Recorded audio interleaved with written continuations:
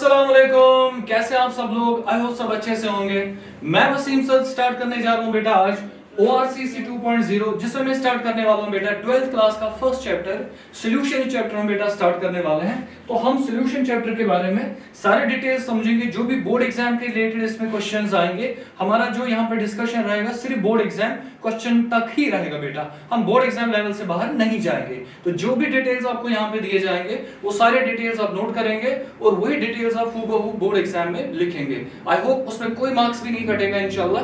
आप बिल्कुल खुश रहिए, लेकिन साथ साथ फॉलो करिए इसको। देखिए बेटा, हमें पहला क्या क्वेश्चन दिया है, डिफाइन द फॉलोइंग टर्म्स। हमें क्या क्या टर्म डिफाइन करना है, मोलैरिटी डिफाइन करना है, नॉर्मेलिटी डिफाइन करना है, मोलैलिटी डिफाइन करना है और मोल फ्रैक्शन। इन टर्म्स को डिफाइन करने से पहले हम पहले सोल्यूट और सॉल्वेंट के बारे में कुछ बेसिक सा इंफॉर्मेशन याद रखेंगे। वो बेसिक सा इंफॉर्मेशन क्या है, यहाँ पे बेटा लिखा हुआ है सोल्यूट, सॉल्वेंट लिखा है और यहाँ पे लिखा है सोल्यूट। सॉल्वेंट जो है कंपोनेंट होता है, तो हम बाइनरी सॉल्यूशंस की बात करेंगे जिसमें दो कंपोनेंट्स होंगे, एक कंपोनेंट सॉल्वेंट, दूसरा कंपोनेंट सोल्यूट। जो सॉल्वेंट होगा उसका जो नोटेशन है उसको हम A से दिखाते हैं, उस सोल्यूट को हम दिखाएंगे बेटा B से। सॉल्वेंट का दूसरा नोटेशन होगा 1, उस सोल्यूट का नोटेशन होगा 2। आप लिख सकते हैं बेटा A, आप लिख सकते हैं B, आप लिख सकते हैं 1, आप लिख सकते हैं 2। उस सॉल्वेंट का जो वेट होगा, weight of solvent, mass of solvent, mass of solvent जो होगा उसको WA से लिखेंगे। लाइकवाइज जो मास ऑफ सोल्यूट होगा उसको WB से लिखेंगे। MA आपको पता होगा बेटा, it is the molar mass of solvent, MB is the molar mass of solute. Na का मतलब क्या हुआ, right, it is the number of moles of the solvent. What's NB, number of moles of solute. और यहां पे लिखा बेटा काई, यहां पे लिखा है काई B। काई का मतलब होता है मोल फ्रैक्शन ऑफ सॉल्वेंट, काई B।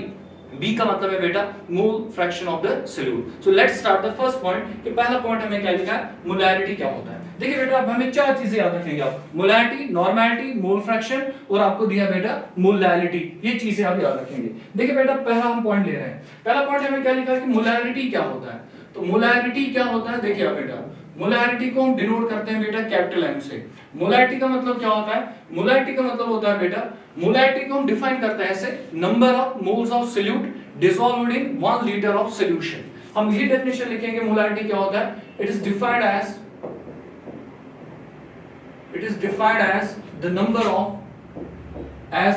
Of moles of solute, number of moles of solute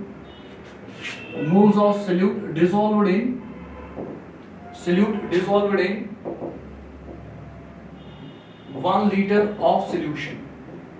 1 liter of solution, solute के कितने मोल्स होंगे जो डिसॉल्व होंगे इन 1 लीटर ऑफ सॉल्यूशन, उसको हम बेटा नाम कहते हैं, दैट इज कॉल्ड मोलैरिटी। इसको मैथमेटिकली हम कैसे लिखेंगे, मैथमेटिकली हम लिखेंगे ऐसे, मोलैरिटी किसके बराबर होगा, इट्स इक्वल टू, हम लिखेंगे number of moles of solute, number of moles of solute, solute के कितने मोल्स होंगे, number of moles of solute, number of moles of solute अभी हमने लिखा बेटा, उसको हमने NB लिखा था, NB is the number of moles of solute, divide क्या कर लेंगे बेटा, volume of solution in litres, volume of solution in litres, volume of solution in litres. तो हम लिखेंगे यहाँ पे V is the volume of solution, लेकिन कंडीशन याद रखेंगे वो होगा volume of solution in litres, litres में होना चाहिए। अब मैं किसी को मोलैरिटी को हम कैसे डिनोट करते हैं, कैपिटल M से डिनोट करते हैं। आई will right molarity is equal, molarity किसके बराबर आएगा, number of moles of solute को हम लिखेंगे बेटा NB divide by volume of solution किसमें होना चाहिए, इन लीटर्स। तो यहाँ पे आएगा volume of solution in litres, this is molarity NB divided by volume of solution in litres. हम मोलैरिटी को थोड़ा सिंपलीफाई करेंगे तो कैसे आएगा, molarity is equal, what's NB is number of moles of solute. Moles of solute कैसे निकालते हैं बेटा, WB डिवाइड क्या कर लेंगे हम बेटा, डिवाइड कर लेंगे हम बेटा MB, WB divide by MB, divide किससे कर लेंगे, अगर वॉल्यूम ऑफ सोल्यूशन आपको ml में दिया होगा, यहाँ पे लेना आपको लीटर में, लेकिन दिया होगा बेटा किसमें, ml में, तब आप क्या करेंगे, जो वॉल्यूम ऑफ सोल्यूशन होगा इन ml, volume of solution in ml, उसको हम डिवाइड कर लेंगे बेटा, जो ml में वॉल्यूम दिया होगा उसको डिवाइड कर लेंगे हम 1000 से। तो 1000 से डिवाइड करेंगे, we will get volume of solution in litres. हम इसको ऐसे लिखेंगे,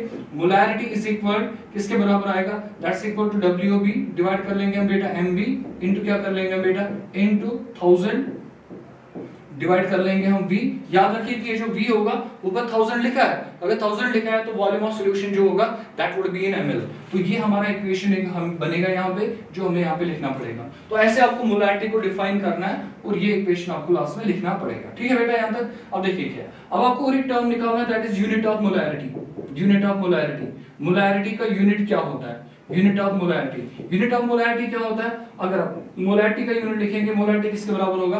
number of moles of solute. Moles of solute का क्या यूनिट होता है? मोल होता है। तो यहाँ पे हम लिखेंगे बेटा मोल, डिवाइड कर लेंगे what is the unit of volume of solution, litre दिया है तो हम लीटर ही लिखेंगे। तो आंसर क्या आएगा बेटा? मोल पर लीटर। मोल पर लीटर, मोल पर लीटर को ही हम नाम कहते हैं बेटा, इट्स टर्म्ड एज मोलर, और मोलर को ही हम लिखते हैं कैपिटल एम से, हम लिखते हैं मोलर। तो ऐसे आपको यूनिट लिखना पड़ेगा। उसके बाद और एक टर्म आएगा, शायद शॉर्ट आंसर क्वेश्चंस में एक ऐसा क्वेश्चन बन सकता है कि क्या मोलैरिटी वॉल्यूम पे डिपेंड करता है, वॉल्यूम पे डिपेंड नहीं करता है। जिन कंसंट्रेशन टर्म्स में भी वॉल्यूम आएगा वो टेम्परेचर डिपेंडेंट होता है। तो टेम्परेचर डिपेंडेंट कैसे होता है? अगर आप टेम्परेचर बढ़ाएंगे, टेम्परेचर बढ़ाने से सॉल्यूशन का वॉल्यूम बढ़ेगा, वॉल्यूम बढ़ने से जो मोलैरिटी होगी वो डिक्रीज हो जाएगी। तो आप क्या लिखेंगे? जो मोलैरिटी होता है, मोलैरिटी जो होता है it is inversely proportional to temperature. तो अगर टेम्परेचर बढ़ेगा जो मोलैरिटी ऑफ सॉल्यूशन होगी वो क्या हो जाएगी? वो डिक्रीज हो जाएगी due to increase in the volume of the solution. तो ये बनेगा हमारा मोलैरिटी का। अगर क्वेश्चन आ गया कि डिफाइन कर लो इसको, अब इसको ऐसे डिफाइन कर सकते हैं और यहां तक की डिटेल्स लिख सकते हैं। ये तो हो गया नंबर 1। देखिए नंबर 2 हमें क्या लेना है बेटा? नंबर 2 हमें लेना है नॉर्मैलिटी। नॉर्मैलिटी, देखिए नॉर्मैलिटी क्या होता है? नॉर्मैलिटी को डिफाइन कैसे करेंगे? नॉर्मैलिटी क्या होता है? नॉर्मैलिटी किसको बोलते हैं? मोलैरिटी आपने किसको बोला था? Number of moles of solute dissolved in 1 litre of solution. Normality का क्या मतलब होता है? Number of gram equivalents of solute dissolved in 1 litre of solution. Molarity था number of moles of solute dissolved in 1 litre of solution. Normality है number of gram equivalents of solute dissolved in 1 litre of solution. As simple as that. वहां पे थे number of moles, यहां पे है number of gram equivalents. तो हम क्या लिखेंगे? It is defined as the number of gram equivalents of the solute dissolved in 1 liter of solution। देखिए मोलैरिटी और नॉर्मैलिटी में क्या डिफरेंस आपको लग रहा है? मोलैरिटी में थे नंबर ऑफ मोल्स और यहाँ पे क्या है बेटा? Number of gram equivalents. कितने ग्राम इक्विवेलेंट्स होंगे dissolve in 1 litre of solution. अब नॉर्मैलिटी को कैसे लिखेंगे हम? We write normality is equal to, mathematically कैसे लिखता है? नॉर्मैलिटी जो होगा वो होगा किसके बराबर? नंबर ऑफ ग्राम इक्विवेलेंट्स किसके? लेकिन of solute. Number of gram equivalents of solute divide क्या कर लेंगे बेटा? Volume of solution in litres. Volume of solution in litres. Solution का वॉल्यूम होना चाहिए बेटा लीटर्स में। तो यहाँ पे v लिखेंगे और यहाँ पे लिखूंगा मैं n, लेकिन इसको साथ लिखूंगा gram eqs. Gram eq means gram equivalents of solute, और वॉल्यूम किसमें होना चाहिए? It should be in litres. तो we write normality is equal to किसके बराबर लिखेंगे? नंबर ऑफ, लेकिन क्या बेटा? Gram equivalents, number of gram equivalents of solute divided by volume in litres. अब अगर आपको नंबर ऑफ ग्राम इक्विवेलेंट्स निकाल दोगे, ग्राम इक्विवेलेंट्स कैसे निकालेंगे? जैसे आपने निकाला number of moles. Number of moles कैसे निकालते हैं आप? नंबर ऑफ मोल्स निकालने का फॉर्मूला क्या आपके पास? वो है बेटा बराबर W divided by M। Likewise अगर आपको नंबर ऑफ ग्राम इक्विवेलेंट्स चाहिए, नंबर ऑफ ग्राम इक्विवेलेंट्स कैसे निकालते हैं? आप लिखेंगे बेटा W डिवाइड बाय, अब आपको मोलर मास नहीं चाहिए, अगर मोलर मास से डिवाइड करोगे तो नंबर ऑफ मोल्स आएगा, अगर आप इक्विवेलेंट मास से डिवाइड करोगे तो आंसर आएगा नंबर ऑफ ग्राम इक्विवेलेंट्स। तो नंबर ऑफ ग्राम इक्विवेलेंट्स हम कैसे निकालेंगे? We write normality is equal number of gram equivalents is equal to the mass of solute. हम लिखेंगे WB, that is the mass of solute, divide कर लेंगे बेटा equivalent mass of solute, उसको लिखेंगे EB, और डिवाइड किससे करेंगे? वॉल्यूम किसमें दिया है? लीटर्स में। If volume is given in ml, अगर वॉल्यूम लीटर के बदले किसमें दिया होगा? ml में, तो हम क्या करेंगे? वॉल्यूम जो ml में दिया होगा उसको डिवाइड कर लेंगे 1000। तो हम वॉल्यूम लेंगे ml में, जो भी ml में वैल्यू दिया होगा वॉल्यूम इन ml को डिवाइड कर लेंगे बेटा, इसको 1000 से डिवाइड करेंगे। तो नॉर्मैलिटी किसके बराबर आएगा? नॉर्मैलिटी इज इक्वल टू कर लेंगे बेटा EB इनटू क्या कर लेंगे बेटा 1000 डिवाइड में क्या कर लेंगे हम बेटा? डिवाइड लिखेंगे वॉल्यूम होगा, this volume has to be taken in ml में लेना पड़ेगा, और ये इक्वेशन आपको लिखना पड़ेगा। अब देखिए आप मोलैरिटी और इस वाली इक्वेशन में क्या डिफरेंस है? मोलैरिटी जब आपने यहाँ पे लिखा था, यहाँ पे लिखा था आपने मोलर मास, अब यहाँ पे नॉर्मैलिटी लिख रहे हैं, यहाँ पे क्या लिखा आपने बेटा? इक्विवेलेंट मास लिखा। तो मोलैरिटी में मोलर मास और नॉर्मैलिटी में इक्विवेलेंट मास यहाँ पे आपको लिखना पड़ेगा। ये तो होगी पहली बात। दूसरी बात, इसका यूनिट क्या आएगा? इसका यूनिट क्या आएगा? देखो यूनिट क्या आएगा बेटा? सिंपल है, number of gram equivalents of solute, मैं ऊपर लिखूंगा बेटा ग्राम इक्विवेलेंट्स, सॉल्यूट के कितने ग्राम इक्विवेलेंट्स होंगे, divide volume of solution in litres, divide करूंगा लीटर। तो क्या यूनिट आएगा बेटा? Gram equivalents per litre. ग्राम equivalents per litre, gram equivalent पर लीटर को ही हम नाम कहते हैं बेटा नॉर्मल, और नॉर्मल को यूं कैसे डिनोट करते हैं, by capital N, that's gram equivalents per litre.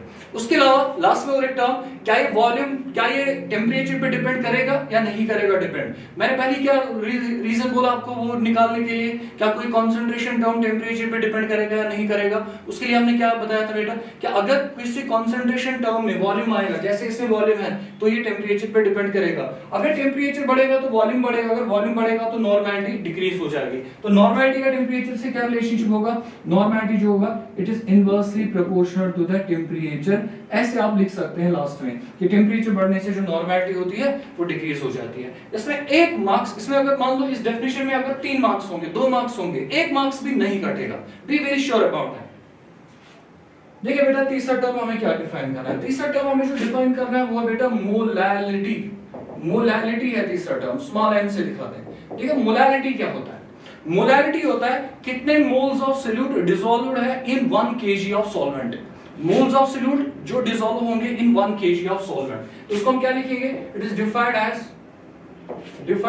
The number of moles of solute, number of moles of solute dissolved in 1 kg of solvent, 1 kg of solvent, 1 kg means 1000 gram of solvent।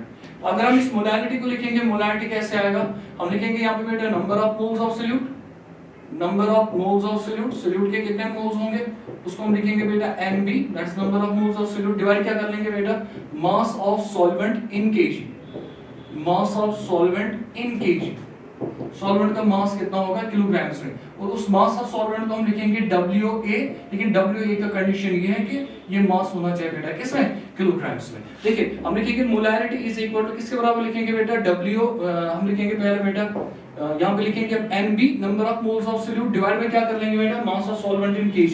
मैं लिखूंगा WA लेकिन condition के साथ कि ये होना चाहिए kg में। ठीक है बेटा, आई will right m is equal number of moles कैसे निकालते हैं, अभी भी हमने निकाला WB डिवाइड बाय MB, और अब देखिए डिवाइड में क्या करेंगे, अगर मास ऑफ सॉल्वेंट kg में ना दिया होगा, ग्राम्स में दिया होगा, आपको ग्राम्स में किस में कन्वर्ट करना पड़ेगा, kg में। तो ग्राम को कैसे kg में कन्वर्ट करते हैं, हम उसको डिवाइड कर लेंगे बेटा बाय 1000। तो हम मैं क्या लिखूंगा WA, अगर WA मास ऑफ सॉल्वेंट जो होगा वो ग्राम में दिया होगा तो तब मैं इसको डिवाइड करूंगा 1000, ये आगे बेटा किसमें, किलोग्राम्स में। तो हम कैसे लिखेंगे बेटा मोलैलिटी इज इक्वल टू कैसे लिखेंगे WB डिवाइड बाय क्या करेंगे बेटा MB इनटू क्या कर लेंगे इनटू 1000 डिवाइड क्या कर लेंगे 1000 डिवाइड बाय WA लिखेंगे। बट बी वेरी श्योर कि जो WA यहां पे लिखा है W is the mass of the solvent in grams, तो ये इक्वेशन आपको यहां पे लिखना पड़ेगा। ठीक है बेटा यहां तक। अब इसका यूनिट क्या आएगा, इसका यूनिट क्या आएगा, यूनिट ऑफ मोलैलिटी। तो यूनिट ऑफ मोलैलिटी क्या आएगा जरा बेटा खुद ही बताइए, ऊपर क्या लिखा है नंबर ऑफ मोल्स, तो हम लिखेंगे मोल, लिखा मोल, डिनोमिनेटर में क्या है mass of solvent in kg, तो डिनोमिनेटर में kg आएगा वो बनेगा मोल पर kg। अब उसको ऐसे लिख सकते हैं मोल पर kg, मोल पर kg क्या होता है, इसको हम बेटा नाम पढ़ते हैं मोलर, और इसको हम लिखते हैं m से। अब क्या ये टेम्परेचर पे डिपेंड करेगा या टेम्परेचर पे डिपेंड नहीं करेगा, ये तो टेम्परेचर पे डिपेंड नहीं करेगा। क्यों नहीं करेगा टेम्परेचर पे डिपेंड, क्योंकि इस मोलैलिटी वाले टर्म्स में एक तो नंबर ऑफ मोल्स है और मास है, मास ऑफ सॉल्वेंट जो होता है वो टेम्परेचर से चेंज नहीं होगा, तो इसलिए जो मोलैलिटी होगा, मोलैलिटी जो होगा बेटा इट इज टेम्परेचर इंडिपेंडेंट, ये टेम्परेचर पे डिपेंड नहीं करेगा, it is temperature independent concentration term. तो किस कॉन्सेंट्रेशन टर्म का वैल्यू चेंज होगा with temperature, molality and normality, लेकिन मोलैलिटी का वैल्यू जो होगा वो टेम्परेचर चेंज करने से चेंज नहीं होगा, तो ऐसा आपको लिखना पड़ेगा। देखिए नंबर 4 कॉन्सेंट्रेशन टर्म क्या बेटा, नंबर 4 कॉन्सेंट्रेशन टर्म है बेटा मोल फ्रैक्शन, मोल फ्रैक्शन। अब मोल फ्रैक्शन को हम दिखाते हैं ऐसे, काय से दिखाते हैं। अब मोल फ्रैक्शन क्या होता है, मोल फ्रैक्शन का मतलब ये होता है कि आपने एक सॉल्यूशन लिया, उसमें सॉल्यूट भी है और सॉल्वेंट भी है, उसमें सॉल्यूट के मोल्स भी है, सॉल्वेंट के मोल्स भी है। सॉल्यूट के कितने मोल्स है NB, सॉल्वेंट के कितने मोल्स है Na, आपने दोनों को आपस में मिक्स किया, अब सॉल्यूशन में दोनों के मोल्स है, कंपोनेंट A के भी मोल्स है, कंपोनेंट B के भी मोल्स है। अब आपको क्या करना है, आपको मोल फ्रैक्शन निकालना। मोल फ्रैक्शन को कैसे डिफाइन करेंगे, किसी एक कंपोनेंट के कितने मोल्स होंगे out of total number of moles, मतलब ऊपर आपको लिखना पड़ेगा मोल्स ऑफ कंपोनेंट डिवाइड करना पड़ेगा आपको moles of the solution, which means total moles, उसमें सॉल्यूट भी आएगा और सॉल्वेंट भी आएगा, उसको हम नाम कहते हैं मोल फ्रैक्शन। तो हमें निकालना क्या, एक्चुअल में रेशियो निकालना है, तो हम क्या बोलेंगे, it is defined as the ratio of number of moles of a component क्या होगा, सोल्यूट हो या सॉल्वेंट हो, to the total number of the moles of the solution, the total number of moles of the solution. अब कैसे लिखा ना मैंने, defined as a ratio of number of moles of a component, solute या solvent के कितने moles present होंगे in total moles of the solution, that's called mole fraction. तो अगर मैं ऐसे लिखूंगा फॉर एग्जांपल, मोल फ्रैक्शन कैसे लिखेंगे, हम लिखेंगे मोल फ्रैक्शन का इज इक्वल टू किसके बराबर, मोल्स ऑफ कंपोनेंट. मैं लिखूंगा बेटा moles of component be it solute और बीट सॉल्वेंट, उसके मोल्स कितने होंगे, मोल्स ऑफ कंपोनेंट डिवाइड कर लेंगे बेटा मोल्स ऑफ सॉल्यूशन, डिवाइड कर लेंगे मोल्स ऑफ सॉल्यूशन के कितने मोल्स होंगे वो आपको डिवाइड करना है. तो काय में ऐसे लिखूंगा, अगर मैं हमने दो कंपोनेंट, सॉल्यूशन में हमने कितने कंपोनेंट हैं, दो, एक कंपोनेंट ए है एक कंपोनेंट बी है. तो अगर मैं लिखूंगा mole fraction of component A, mole fraction of component A किसके बराबर आएगा, number of moles of component A divide by number of moles of component A plus number of moles of component B. ऊपर लिखे A के moles, नीचे किए divide total number of moles of the solution. Likewise chi B किसके बराबर आएगा, chi B would be equal to number of moles of B divide by करेंगे number of moles of A plus number of moles of B. ये चीज आप याद रखेंगे. तो ऐसे आपको लिखना है, काय और काय बी आपको ऐसे लिखना है. दूसरी बात, कोई भी सॉल्यूशन हो उसमें कितने भी कंपोनेंट्स हो, जो सारे कंपोनेंट्स होते हैं अगर उनके मोल फ्रैक्शंस का सम करेंगे that answer is always equal to 1. कोई भी सॉल्यूशन हो उसमें जितने भी कंपोनेंट्स होंगे, take all the components, take their mole fraction, sum them up, their answer would be always equal to 1. Sum of mole fractions is always equal to 1. तो आप लिखेंगे फॉर एनी सॉल्यूशन उसमें कितने भी कंपोनेंट हो, मैंने यहाँ पे दो लिए, आप तीन भी ले सकते हैं, चार भी ले सकते हैं. सम ऑफ मोल फ्रैक्शंस, जो सम ऑफ मोल फ्रैक्शंस होता है वो ऑलवेज होता है किसके बराबर, 1 के बराबर. दैट इज अगर मैं यही वाला सॉल्यूशन मानूंगा जिसमें दो कंपोनेंट्स है A and B, I will write chi A plus क्या कर लेंगे बेटा, काय बी, काय ए प्लस काय बी जो होगा वो आएगा इक्वल टू 1. ठीक है बेटा. उसके बाद थर्ड टर्म मोल्स, इसका यूनिट क्या होगा, मोल फ्रैक्शन का यूनिट. ऊपर आपने मोल्स ऑफ कंपोनेंट लिखा है, डिवाइड भी क्या किया मोल्स ऑफ सॉल्यूशन. ऊपर भी मोल्स नीचे भी मोल्स है, अगर ये मोल्स है ना, ऊपर भी मोल ही आएगा नीचे भी मोल ही आएगा, कटेगा, सिंपल रेशियो बनेगा, तो इसका कोई यूनिट नहीं होगा. तो आप क्या लिखेंगे, mole fraction has no units. जो मोल फ्रैक्शन होता है इट हैज नो यूनिट्स. अगर इसके यूनिट्स नहीं होंगे तो इसके डायमेंशंस भी नहीं होंगे, तो इट हैज नो यूनिट्स. तो ऐसे आपको बोर्ड एग्जाम्स में लिखना पड़ेगा बेटा. अगर आपको ये डिफाइन आएंगे, ये टर्म्स डिफाइन करो, तो इन टर्म्स के बारे में पूछा जाएगा तो आप ऐसे आंसर लिख सकते हैं. तो let's move to question number 2. देखिए बेटा क्वेश्चन नंबर 2 क्या लिखा है, आपको लिखा है define rods law. Rods law आपको डिफाइन करना, एक तो रॉड्स लॉ डिफाइन करना है किन के लिए, एक तो वोलेटाइल के लिए और नॉन वोलेटाइल सॉल्यूट्स के लिए. तो रॉड्स लॉ भी पहला क्वेश्चन इसमें ये बनेगा, व्हाट्स रॉड्स लॉ, वो पढ़ लेंगे हम रॉड्स लॉ क्या होता है. उसके बाद rods law for volatile solutes and rods law for non volatile solutes. लेकिन एक चीज दिमाग में रखिए कि जो सॉल्वेंट होगा, सॉल्वेंट ऑलवेज वोलेटाइल ही माना जाएगा. सॉल्यूट में चॉइस है, या तो नॉन वोलेटाइल होगा या तो वोलेटाइल होगा. अगर वोलेटाइल है तो सॉल्यूट वेपर बनाएगा, अगर वोलेटाइल नहीं है तो सॉल्यूट वेपर नहीं बनाएगा. तो हम पहले से सीखेंगे इसमें बेटा कि रॉड्स लॉ किसको बोलते हैं. तो पहले हम लिखेंगे रॉड्स लॉ किसको नाम बोलते हैं बेटा, रॉड्स लॉ. देखिए रॉड्स लॉ क्या कहता है, रॉड्स लॉ कहता है कि अगर आपके पास कोई सॉल्यूशन है, उस सॉल्यूशन में जो कंपोनेंट होगा वोलेटाइल, किस कंपोनेंट के बारे में, वोलेटाइल कंपोनेंट के बारे में, उस वोलेटाइल कंपोनेंट की वजह से जो वेपर प्रेशर में उसका कंट्रीब्यूशन होगा उसको बोलते हैं partial vapour pressure of that component. वो partial vapour pressure of that component जो होगा वो ऑलवेज डिपेंड करेगा कि उस कंपोनेंट का कितना मोल फ्रैक्शन होगा सॉल्यूशन में. इसी बात को मैं लिख रहा हूं. तो क्या लिख रहा हूं बेटा, at a given temperature the vapor pressure of a volatile component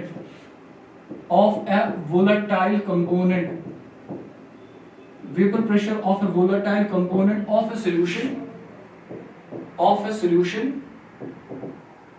is directly proportional to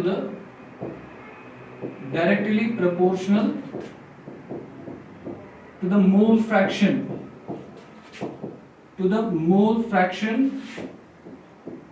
of that component in the solution.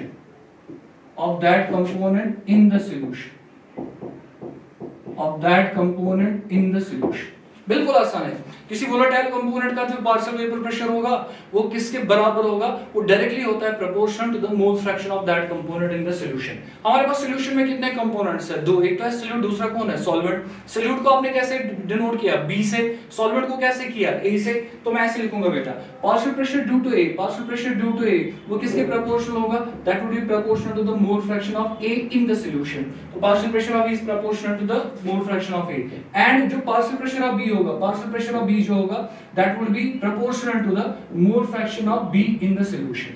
Partial pressure of B is directly proportional to the mole fraction of A. Partial pressure of B is directly proportional to the mole fraction of B. So I will write partial pressure of A किसके बराबर आएगा, partial pressure of A is equal, यहाँ पे एक constant आएगा जिसको हम लिखेंगे PA naught, इसको लिखेंगे PA naught into लिखेंगे बेटा chi A. Likewise यहाँ पे क्या लिखेंगे, PB किसके बराबर आएगा, it's equal to PB naught और हम लिखेंगे इसको multiplied by काई बी। तो ये निकलेगा partial pressure due to A, वो निकलेगा partial pressure due to B. अब इसमें पी ए नॉट क्या है, ये जो पी होगा ना बेटा it is partial pressure of A, और ये पी बी क्या है, पार्शियल प्रेशर ऑफ बी। ये पी ए नॉट क्या है, what's P A naught, P A naught is the pressure of A in pure state, pressure of A in pure state. A का कितना pressure होगा इन pure state, और ये P B not क्या होगा, it's pressure of be in pure state, pressure of be in pure state. लेकिन ये यहाँ पे कांस्टेंट्स ऑफ प्रोपोर्शनलिटी भी यूज होंगे। तो PA नॉट है pressure of A in pure state, और PB नॉट क्या है, pressure of be in pure state. PA को क्या नाम पढ़ेंगे, PA को नाम पढ़ेंगे बेटा partial pressure of A, partial pressure of A, और इसको क्या नाम पढ़ेंगे PB को, it is partial pressure of B, partial pressure of B. B का कितना पार्शियल प्रेशर होगा, तो ये कहता है हमें बेटा रॉड्स लॉ। बिल्कुल एकदम सिंपल लैंग्वेज में हम बोलेंगे, रॉड्स लॉ कहता है किसी वोलेटाइल कंपोनेंट का जो वेपर प्रेशर हो, वो जो प्रेशर होगा बेटा वो किसके बराबर होगा, is proportional to the mole fraction of that component in the solution. और अगर इसको लिखेंगे mathematically, we write P is proportional to chi, PB is proportional to chi B, और यहां पे कांस्टेंट ऑफ प्रोपोर्शनलिटी जो आएगा, वो कांस्टेंट ऑफ प्रोपोर्शनलिटी क्या आएगा, वो आएगा PA नॉट, यहां पे आएगा PB नॉट। तो उस PA नॉट को हम एक्चुअली में क्या कहते हैं, it's the pressure of A in pure state, और PB नॉट क्या होता है, pressure of B in pure state. अब ये तो हो गया हमारा रॉड्स लॉ क्या कहता है, ठीक है। अब आपको और एक चीज लिखनी है, क्या, rods law for volatile solutes. तो हमें पहले वोलेटाइल सॉल्यूट्स निकालना और फिर किनके लिए, नॉन वोलेटाइल सॉल्यूट्स। अगर सॉल्यूट वोलेटाइल होगा, सॉल्यूट वोलेटाइल होने का मतलब क्या हुआ बेटा, कि जो सॉल्वेंट है वो तो वोलेटाइल है ही, सॉल्यूट भी वोलेटाइल है, तो वेपर कौन बनाएगा, सॉल्वेंट भी बनाएगा, सॉल्यूट भी बनाएगा। तो जो वेपर प्रेशर बनेगा, क्या वो सॉल्वेंट की वजह से बनेगा या सॉल्यूट की वजह से, दोनों की वजह से बनेगा। Vapour pressure would be because of both solute and solvent. लेकिन अगर सॉल्यूट नॉन वोलेटाइल होगा तो वो वेपर भी नहीं बनाएगा, तो वेपर प्रेशर उसकी वजह से जीरो होगा। तब सिर्फ किसकी वजह से वेपर प्रेशर होगा, राइट, सॉल्वेंट की वजह से। तो हम पहले लेंगे rods law for volatile solutes, उसके बाद लेंगे rods law for non volatile solutes. तो अगर हम लेंगे rods law for volatile solutes, बेटा इस पे ध्यान दे दो, रॉड्स लॉ फॉर किसके लिए बेटा, rods law for volatile solutes. अगर रॉड्स लॉ लेंगे हम फॉर वोलेटाइल सॉल्यूट्स, तो वोलेटाइल सॉल्यूट्स में आप याद रखेंगे बेटा, rods law for volatile solutes क्या, इसमें याद रखेंगे सॉल्यूट भी वोलेटाइल है, सॉल्वेंट भी वोलेटाइल है। अब जो प्रेशर ड्यू टू ए होगा, pressure due to component A और pressure due to component B होगा। अगर आपको आएगा ना Raoult's law for volatile solutes, जो मैंने पहले ये डिटेल लिखा है बेटा, जो मैंने पहले डिटेल लिखा ये आपको पहले लिखना पड़ेगा, ठीक है, लिख लिया यहां तक। उसके बाद rods law for volatile solutes में वो एक्स्ट्रा चीज आपको ऐड करनी है, चाहे rods law for volatile solutes है नॉन वोलेटाइल, आपको ऐड करना ही पड़ेगा। देखो क्या करना है बेटा, rods law for volatile solutes, तो PA किसके बराबर आएगा, प्रेशर ड्यू टू ए वो आएगा बराबर chi PA naught, chi PA naught के बराबर। तो PB किसके बराबर आएगा, it is would equal to chi B PB naught, ऐसे आप लिखेंगे। अब ये दोनों जो है ना, A भी वोलेटाइल है, B भी वोलेटाइल है, सॉल्वेंट भी वोलेटाइल है, सॉल्यूट भी वोलेटाइल है, प्रेशर दोनों की वजह से होगा। देयरफॉर हम क्या निकालेंगे, total vapour pressure of solution, total vapour pressure of solution. Total vapour pressure of solution जो होगा उसको हम लिखेंगे बेटा P। वो P किसके बराबर आएगा, according to Dalton's law of partial pressures. मैं यहां पे लिख भी दूंगा बेटा, according to Dalton's law of partial pressures, according to Dalton's law of partial pressures, Dalton's law of partial pressures। Dalton's law of partial pressures क्या कहता है कि जो total pressure होगा that would be equal to the sum of partial pressures of the volatile components। ठीक है बेटा, तो ये जो सोल्यूशन होगा उसमें दोनों वोलेटाइल है, ए भी वोलेटाइल है, बी भी वोलेटाइल है, दोनों वोलेटाइल है, तो टोटल प्रेशर होगा PA प्लस PB। तो I will write P is equal to, PA के बदले कौन सा वैल्यू लिखेंगे, chi A P A naught, I will write chi A P A naught, और पीबी की जगह क्या लिखेंगे काय बी, और क्या लिखेंगे बेटा पीबी नॉट। हो गए दोनों। तो अब मैं क्या करूंगा, या तो काय ए को सब्स्टिट्यूट करूंगा या तो काय बी को सब्स्टिट्यूट करूंगा। आपको याद है ना, अभी हमने पीछे पढ़ा था बेटा कि पी काय जो होता है और काय बी का जो सम होता है दैट्स इक्वल टू 1। तो I will write P is equal to chi के बदले में लिखूंगा 1 माइनस काय बी, और उसके बाद क्या लिखूंगा बेटा पी ए नॉट, प्लस क्या लिखेंगे बेटा काय बी, उसके बाद लिखेंगे बेटा पी बी नॉट, काय बी पी बी नॉट। तो पी किसके बराबर आएगा, पी इज इक्वल टू, इसको मल्टीप्लाई करिए, वो आएगा पी ए नॉट माइनस क्या आएगा chi B P A not, plus कितना आएगा बेटा काय बी पी बी नॉट। अब देखो यहाँ पे दो में, इसमें भी काय बी है, इसमें भी काय बी है, काय बी में से कॉमन निकाल दो। अब देखो p किसके बराबर आएगा, p इज इक्वल टू, बेटा ध्यान से सुनिए क्या करना है, पी ए नॉट ऐसे लिख दो, पी ए नॉट ऐसे लिख दिया, पी ए नॉट ऐसे लिख दिया। इन दोनों में क्या करेंगे, प्लस साइन लगाएंगे। अब इन दोनों में से क्या निकालेंगे, काय बी कॉमन निकालेंगे, काय बी हम कॉमन निकालेंगे, वो काय बी हम यहाँ पे लिख देंगे, काय बी कॉमन निकाल दिया। अब देखिए अंदर क्या बचा, एक तो बचा पी बी नॉट और बचा माइनस पी ए नॉट। तो मैं यहाँ पे लिखूंगा पी बी नॉट और माइनस लिखूंगा बेटा क्या पी ए नॉट। ये बनेगा हमारा रॉल्स लॉ का इक्वेशन फॉर वोलेटाइल सॉल्यूट्स। तो वोलेटाइल सॉल्यूट्स जब होंगे, सॉल्वेंट भी वोलेटाइल है, सॉल्यूट भी वोलेटाइल है, दोनों वेपर बना रहे हैं, तो टोटल वेपर प्रेशर जो है it will be because of both the components. और दोनों कंपोनेंट्स का पार्शियल प्रेशर सम करेंगे, you will get the total pressure. वो इसको ऐसे सॉल्व करना है, P आपने ऐसे निकाल दिया, दैट्स इक्वल टू P किसके बराबर आएगा लास्ट में इक्वेशन। सिंपल ये याद रखिए ना, PA plus PB। Even if you write up to this ये भी चलेगा, यहाँ तो कोई प्रॉब्लम नहीं होगा। बट टेक्स्ट बुक में इसको यहाँ तक लिखा है तो आप यहाँ तक इसको लिख सकते हैं, ठीक है बेटा, तो यहाँ तक इसको लिख सकते हैं। तो ये हमारा इक्वेशन बनेगा। अब ये वाला जो इक्वेशन होना है, इस इक्वेशन से हमें क्या समझ आता है, इस इक्वेशन से हमें ये समझ आता है कि जो पार्शियल प्रेशर होता है बेटा, total pressure of the solution, वो डिपेंड करेगा काय बी पे भी, और जो total vapour pressure of solution होगा वो काय ए पे डिपेंड करेगा। काय ए पे कैसे डिपेंड करेगा, अगर मैंने यहाँ पे काय बी को सब्स्टिट्यूट किया होता और यहाँ पे लिखा होता 1 माइनस काय ए, अगर मैंने यहाँ पे लिखा होता 1 माइनस काय, यहाँ पे क्या आ जाता है, यहाँ पे काय ए आ जाता है, तो प्रेशर जो होता है वो किस पे डिपेंड करता है बेटा, काय ए पे। इसका मतलब ए पे भी डिपेंड करेगा, बी पे भी डिपेंड करेगा। अब अगर क्वेश्चन 5 मार्क्स का आ गया, Rawls law for volatile solutes, तो तब एक चीज का ध्यान रखना, 5 मार्क्स के लिए आपको एक ग्राफ बनाना पड़ेगा जो टेक्स्ट बुक में बनाया हुआ है। इस ग्राफ में देखो क्या क्या चीज है, इस ग्राफ पे थोड़ा सा नजर रखिए, ये उतना मुश्किल ग्राफ भी नहीं, एकदम सिंपल ग्राफ है। देखो यहाँ पे क्या लिखा बेटा, काय 1 मैंने आपको पहले ही बताया कि 1 किस कंपोनेंट को हम बोलते हैं। अब देखिए बेटा पहले हमने 1 कंपोनेंट किसको बोला है, वो हमने पहले ही समझा। अब देखिए बेटा 1 कंपोनेंट क्या होता है, सॉल्वेंट। 2 कंपोनेंट क्या होता है, सॉल्यूट। अब देखिए बेटा अब हम कहां पे आ रहे हैं, इस वाले ग्राफ पे हम बेटा, देखिए इस वाले ग्राफ में क्या है, इस वाले ग्राफ में यहाँ पे देखिए काय 1 इज इक्वल टू 1, काय 2 इज इक्वल टू 0। इसका मतलब यहाँ पे होगा प्योर सॉल्वेंट। यहाँ पे क्या होगा बेटा, प्योर सॉल्वेंट। क्यों होगा प्योर सॉल्वेंट, क्योंकि यहाँ पे काय 2 का वैल्यू जो है वो 0, इसका मतलब सॉल्यूट है ही नहीं, ये तो सिर्फ सॉल्वेंट है। अब यहाँ पे आ जाए, यहाँ पे क्या है, काय 2 1 है और काय 1 कितना है, वो 0 के बराबर है। यहाँ पे होगा फिर बेटा प्योर सॉल्यूट, यहाँ पे सॉल्वेंट नहीं होगा, ये बनेगा बेटा प्योर सॉल्यूट। तो यहाँ पे क्या प्रेजेंट है, प्योर सॉल्वेंट, यहाँ पे क्या प्रेजेंट है, प्योर सॉल्यूट। अगर हम इस डायरेक्शन में जाएंगे, इस डायरेक्शन में बताओ किसका मोल फ्रैक्शन कम हो रहा है, इस डायरेक्शन में जाएंगे तो सॉल्वेंट का मोल फ्रैक्शन कम होगा, इस डायरेक्शन में आएंगे तो बताओ सॉल्वेंट का मोल फ्रैक्शन, सॉल्यूट का मोल फ्रैक्शन कम हो रहा है। तो इस डायरेक्शन में जाओ तो सॉल्वेंट का मोल फ्रैक्शन कम हो रहा है, इस डायरेक्शन में आ जाओ तो सॉल्यूट का मोल फ्रैक्शन कम हो रहा है। अब ये वाली लाइन पे आ जाओ, पहले ये वाली लाइन देखो, ये वाली लाइन किसकी होगी, ये वाली लाइन होगी सॉल्वेंट की। क्यों, क्योंकि जितना सॉल्वेंट, यहाँ पे देखिए बेटा ये वाला जो लाइन होगी ना, ये वाला लाइन, ये लाइन होगी बेटा किसकी, 2 लिखा ना यहाँ पे, देखिए P2 लिखा है यहाँ पे, मतलब 2 कंपोनेंट। 2 कंपोनेंट मींस कौन सा कंपोनेंट है बेटा, वो होता है सॉल्यूट। तो जितना सॉल्यूट का मोल फ्रैक्शन बढ़ा रहा है, आप इस डायरेक्शन में जाके देखिए सॉल्यूट का मोल फ्रैक्शन बढ़ रहा है, तो अगर सॉल्यूट का मोल फ्रैक्शन बढ़ेगा उसका वेपर प्रेशर भी बढ़ेगा। तो सॉल्यूट का मोल फ्रैक्शन बढ़ रहा है, इसका वेपर प्रेशर भी बढ़ेगा और यहाँ पे पहुंचेगा। और ये वाला पॉइंट जो दिखाएगा, ये दिखाएगा P2 नॉट, जिसको हम अभी लिख रहे थे बेटा PB not. P2 naught means PB naught. It is the vapor pressure of B in the pure state. That is pure solute जब होगा तो वो बनेगा बेटा PB naught. Likewise आप रिवर्स डायरेक्शन में आए, अब देखिए यहाँ पे बेटा, यहाँ पे क्या लिखा है, काय 1 is equal to 0, यहाँ पे कितना लिखा है, काय 1 is equal to 1। अगर मैं इस डायरेक्शन में जाऊंगा, इस वाले डायरेक्शन में बेटा, ये वाला डायरेक्शन आप देखिए, ये वाला डायरेक्शन देखिए, अगर हम इस वाले डायरेक्शन में जाएंगे, ये वाले डायरेक्शन में क्या हो रहा है, मोल फ्रैक्शन किसका बढ़ रहा है, मोल फ्रैक्शन बढ़ रहा है इस डायरेक्शन में सॉल्वेंट का। तो अगर सॉल्वेंट का मोल फ्रैक्शन बढ़ेगा तो सॉल्वेंट की वजह से क्या होगा, वेपर प्रेशर भी बढ़ेगा। तो अगर वेपर प्रेशर बढ़ेगा तो देखिए बेटा, अगर वेपर प्रेशर बढ़ेगा तो ये कर्व बनेगा, इसको लिखा है ना यहाँ पे P1 मींस यहाँ पे इसको P1 को हम लिखेंगे PA और P2 को लिखेंगे हम बेटा PB।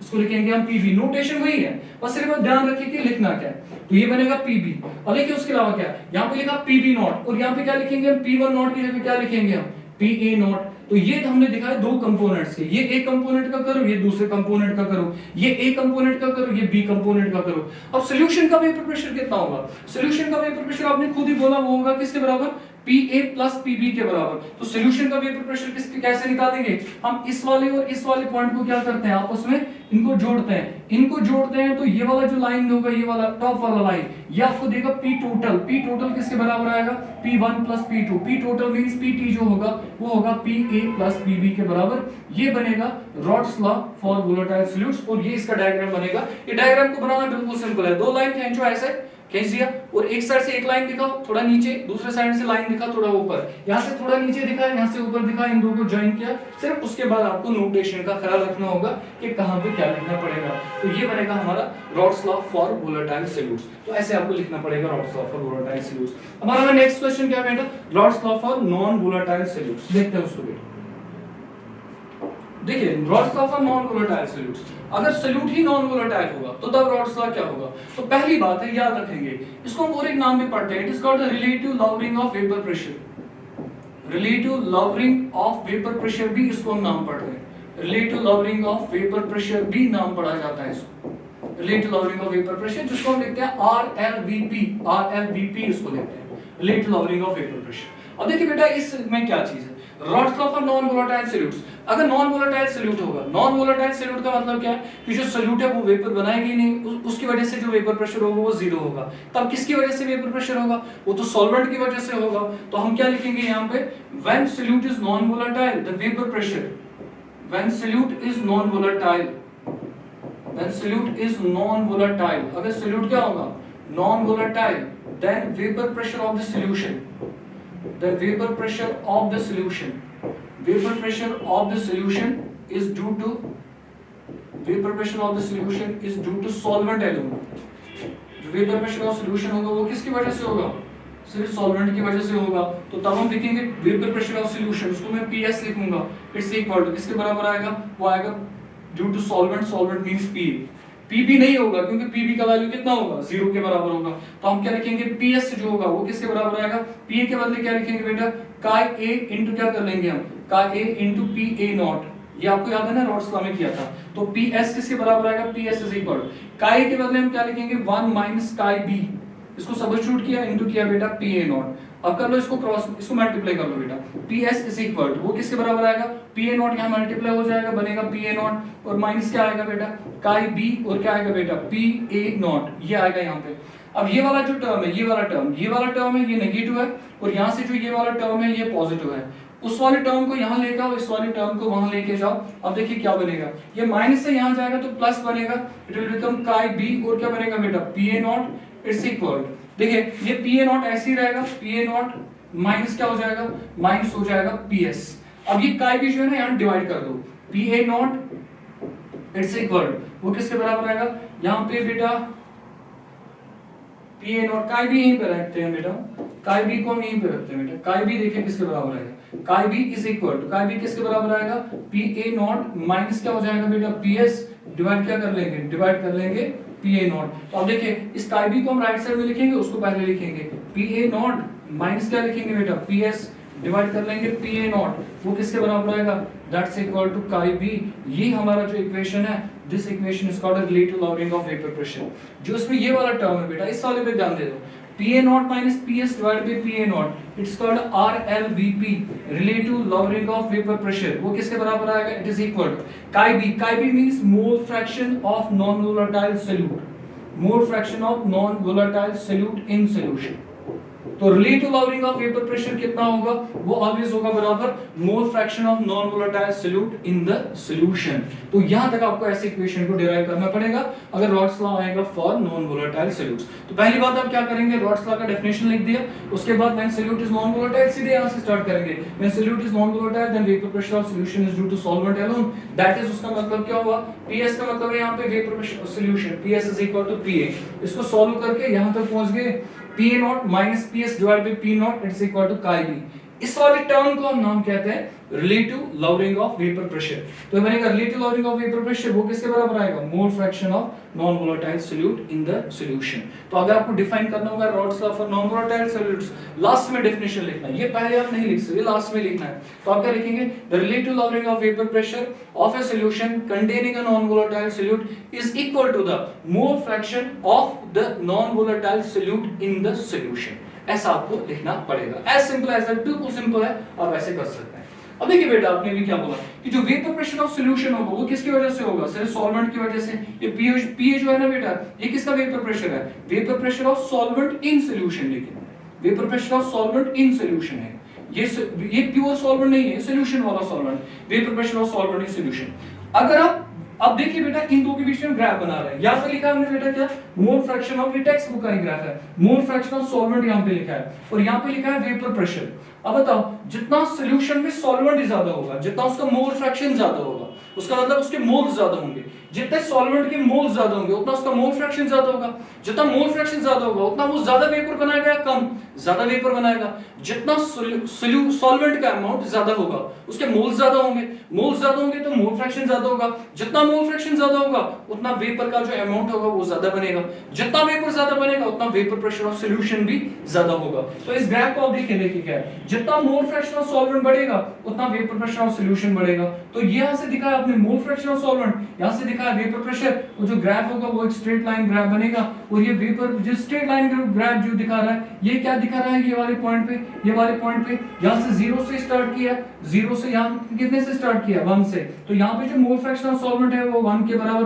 1 का मतलब क्या हुआ यहां पे बेटा, कि अगर मोल फ्रैक्शन ऑफ सॉल्वेंट 1 होगा इसका मतलब सॉल्यूट नहीं होगा, उसका मोल फ्रैक्शन 0 होगा, तो ये प्योर सॉल्वेंट बनेगा। तब यहां पे जो प्रेशर निकलेगा इस वाले पॉइंट पे, इस वाले पॉइंट पे जो प्रेशर होगा वो निकलेगा vapour pressure of pure solvent मिलेगा, तब सॉल्यूट नहीं होगा। तो ऐसे आपको ग्राफ बनाना पड़ेगा, ठीक है बेटा। तो बिल्कुल सिंपल सा क्वेश्चन था, तो हमने सॉल्व कर दिया। Let's move to next question. देखिए बेटा क्या लिखा है, differentiate between ideal and non ideal solutions.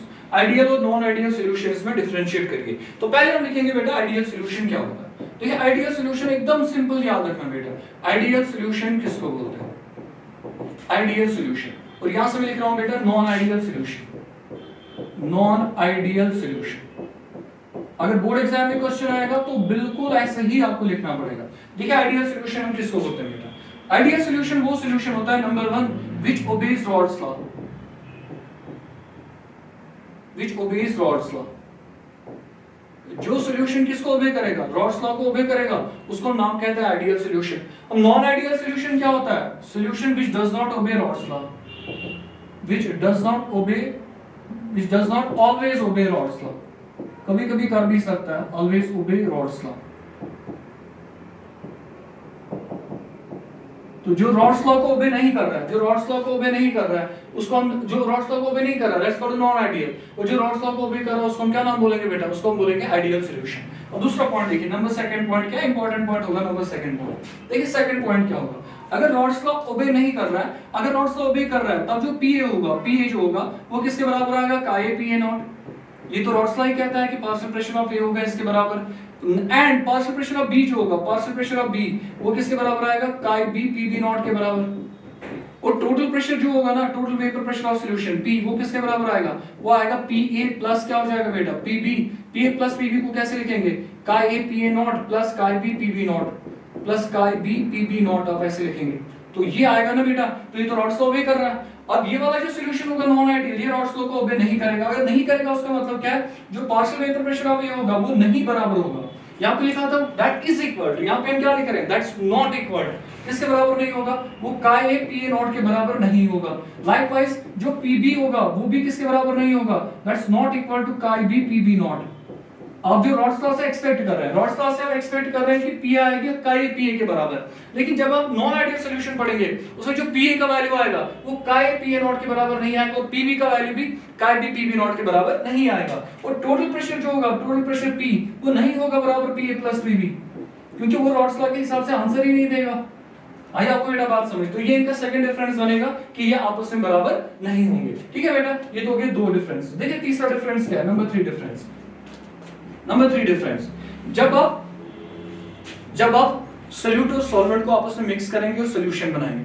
पहले जो आपने सॉल्वेंट लिया, सॉल्वेंट को आपने ए से नोट किया, तो सॉल्वेंट जो है ना, सॉल्वेंट के मॉलिक्यूल्स में एक इंटरमॉलिक्यूलर फोर्स होगा जिसको नाम बोलेंगे intermolecular force of attraction. Solvent के मॉलिक्यूल्स में सॉल्वेंट को आपने कैसे नोट किया, ए से। वो तो ए और ए के बीच में, ए और ए के बीच में जो अट्रैक्शन है, ए और ए के बीच में इंटरमॉलिक्यूलर फोर्स ऑफ अट्रैक्शन, ये हो गया सॉल्वेंट। लाइकवाइज सोल्यूट को कौन सा कंपोनेंट माना है, बी कंपोनेंट। जो सोल्यूट बी कंपोनेंट है, ये बी कंपोनेंट होगा, ये बी कंपोनेंट है, सोल्यूट है। सोल्यूट के मॉलिक्यूल्स के बीच में भी एक फोर्स ऑफ अट्रैक्शन होगा जिसको हम बोलेंगे इंटरमॉलिक्यूलर फोर्स ऑफ अट्रैक्शन। जब आप आइडियल सॉल्यूशन बनाते हैं, जैसे ही आप इस सॉल्वेंट को इस सोल्यूट के साथ मिक्स करेंगे, जब आप इन दोनों को मिक्स करेंगे तो मिलेगा क्या आपको, सॉल्यूशन। और सॉल्यूशन में नया इंटरेक्शन बनेगा, किस किस के बीच में बनेगा, बिटवीन सोल्यूट एंड सॉल्वेंट। अब जो नया इंटरेक्शन बनेगा वो बनेगा ए बी इंटरेक्शन, ऐसे ए और बी के बीच में इंटरेक्शन बनेगा।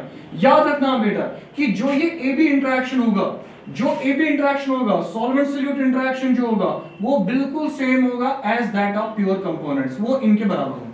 तो हम इसको क्या लिखेंगे बेटा कि ए इंटरमॉलिक्यूलर फोर्स ऑफ अट्रैक्शन, में यहां पे लिखूंगा I will write intermolecular force of attraction, IMF, intermolecular force of attraction, intermolecular force of attraction of किसका, AA and BB and BB, वो किसके बराबर होगा, that's equal to AB। intermolecular force of attraction आपस में बराबर होंगे, AA और BB वो किसके बराबर होंगे, that's equal to AB। लेकिन इसमें क्या होगा, इस वाले में याद रखना, नॉन आइडियल सॉल्यूशन में जब सोल्यूट सॉल्वेंट मिक्स होंगे, जो नया इंटरेक्शन बनेगा बिटवीन सोल्यूट एंड सॉल्वेंट वो प्योर कंपोनेंट्स के बराबर कभी नहीं होगा, या तो उससे ज्यादा होगा या तो उससे कम होगा। तो यहां पे क्या लिखेंगे आप बेटा कि जो इंटरमॉलिक्यूलर फोर्स ऑफ अट्रैक्शन होगा, intermolecular force of attraction, intermolecular force of attraction जो होगा, फोर्स ऑफ अट्रैक्शन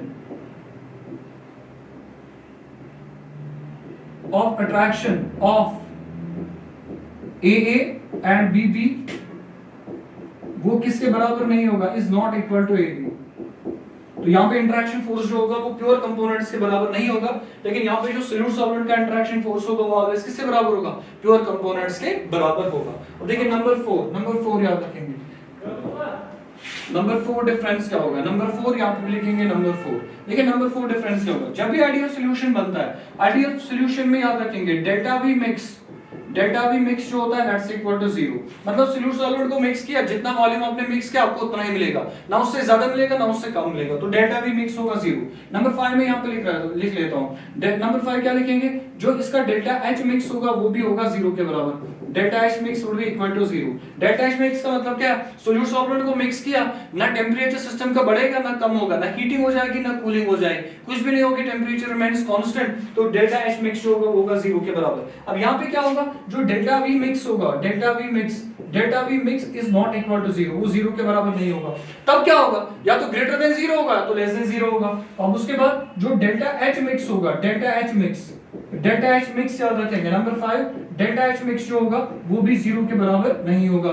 ये प्रोसेस जो होगा ये अथर्मिक प्रोसेस नहीं होगा, या तो एंडोथर्मिक होगा या तो एक्सोथर्मिक होगा, तो delta H mix is not equal to 0।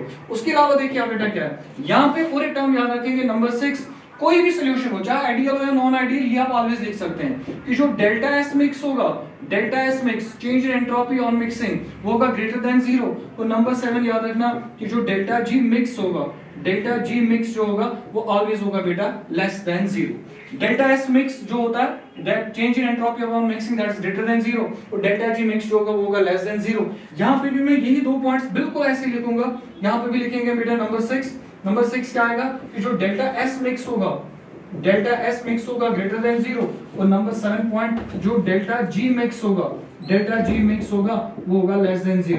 In last वाले पॉइंट्स जो दो है ये आप आइडियल सॉल्यूशन में भी लिख सकते हैं, नॉन आइडियल में भी लिख सकते हैं। कोई भी सॉल्यूशन होगा ना, जब भी सॉल्यूशन बनेगा तो ये दो कंडीशंस ऑलवेज होते हैं, चाहे सॉल्यूशन आइडियल हो चाहे सॉल्यूशन नॉन आइडियल हो।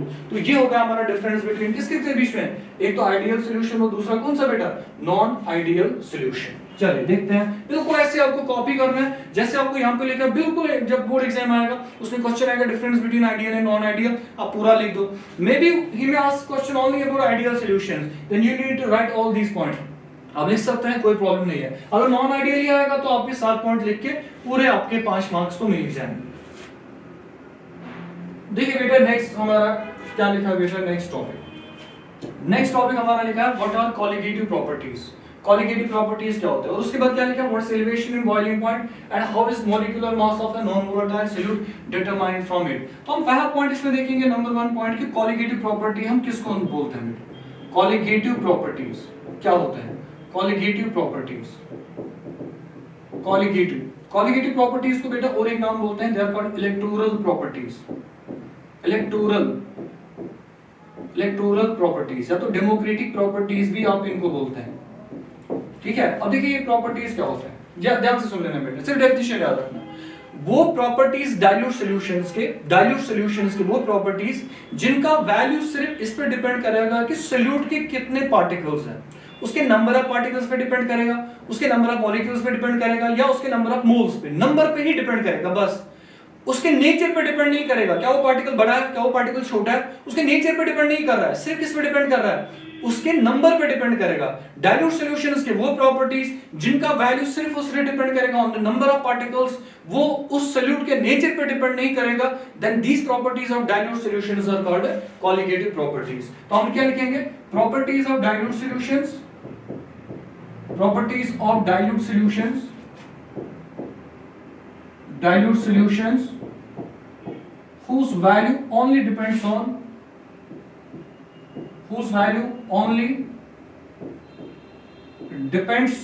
on the number of solute particles and are independent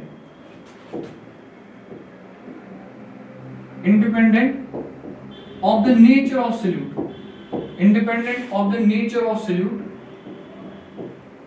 and are independent of the nature of solute are called colligative properties। इनको हम नाम कहते हैं बेटा, कौन से प्रॉपर्टीज, कॉलिगेटिव प्रॉपर्टीज इनको हम नाम कहते हैं। तो डाइल्यूट सॉल्यूशन की वो प्रॉपर्टी जिनका वैल्यू सिर्फ डिपेंड करेगा on the number of solute particles, solute particle के नेचर पे डिपेंड नहीं करेगा, such properties are called colligative properties. और ये कॉलिगेटिव प्रॉपर्टीज कितने होते हैं, ये 4 है। पहला क्या हम बोलते हैं बेटा, relative lowering of vapour pressure, वो हमने पहले बोला भी, relative lowering of vapour pressure. Number 2 क्या होता है बेटा, elevation in boiling point, elevation in boiling point हो गई दूसरी property, elevation in boiling point. Number 3 होता है बेटा depression in freezing point, depression in freezing point, depression in freezing point. और नंबर 4 प्रॉपर्टी जो होगी दैट्स कॉल्ड ऑस्मोटिक प्रेशर, उसको हम नाम कहते हैं बेटा ऑस्मोटिक प्रेशर। तो ये 4 कॉलिगेटिव प्रॉपर्टीज हैं जिनके नाम तो एटलीस्ट याद होने ही चाहिए, क्योंकि हो सकता है कि which of the following is a colligative property, वो क्वेश्चन आ जाए तो आप कॉलिगेटिव प्रॉपर्टीज के नाम जो है वो जरूर याद रखना।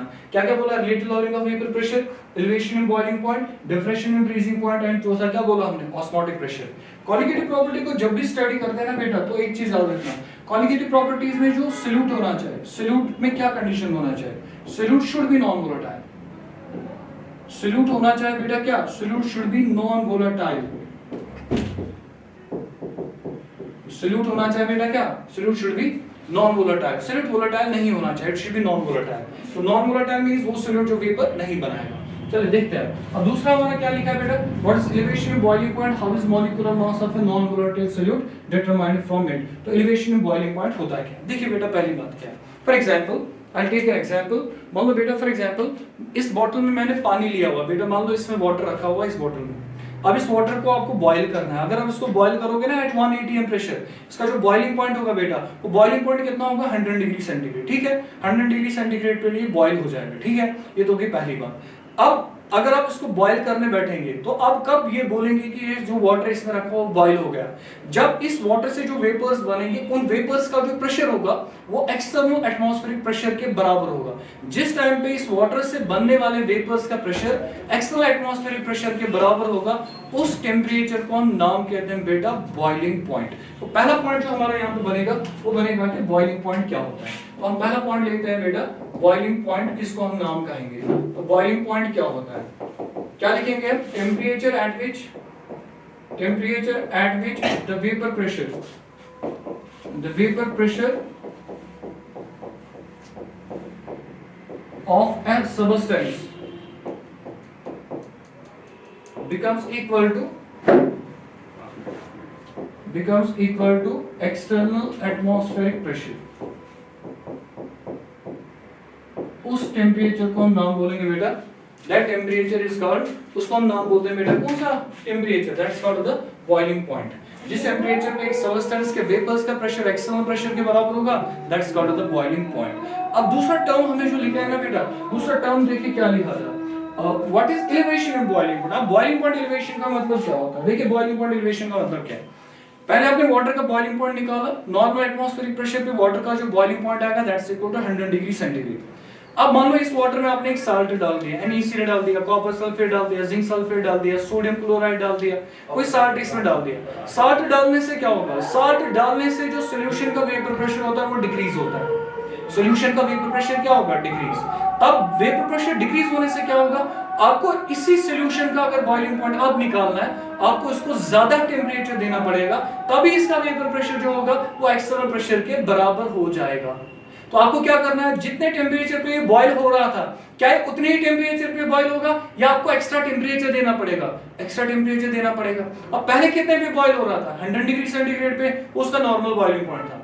अब आप इसमें नॉन वोलेटाइल सॉल्यूट डाला, अब आपको थोड़ा एक्स्ट्रा टेम्परेचर देना पड़ेगा, तब ये बॉयल हो जाएगा. वो जो आप एक्स्ट्रा टेम्परेचर देंगे ना, चाहे 0.5 डिग्री का देंगे, 1 डिग्री देंगे, 2 डिग्री देंगे, 3 डिग्री देंगे, वो डिपेंड करेगा आपने कितना नॉन वोलेटाइल सॉल्यूट डाला. जो आपने वो एक्स्ट्रा टेम्परेचर इसमें दिया ना, that extra temperature is called elevation in boiling point. तो एलिवेशन इन बॉइलिंग पॉइंट किस चीज का नाम होगा फिर, it is the increase in the boiling point और increment in the boiling point when non volatile solute is added to it. बेटा बात समझ में आई. तो हम इस बात को अब लिखेंगे कि ये एलिवेशन इन बॉइलिंग पॉइंट क्या होता है. तो मैं यहां पे लिख रहा हूं बेटा elevation in boiling point, elevation in boiling point. अब एलिवेशन इन बॉइलिंग पॉइंट क्या होता है, it is the increment in the boiling point, it is the increment in the boiling point,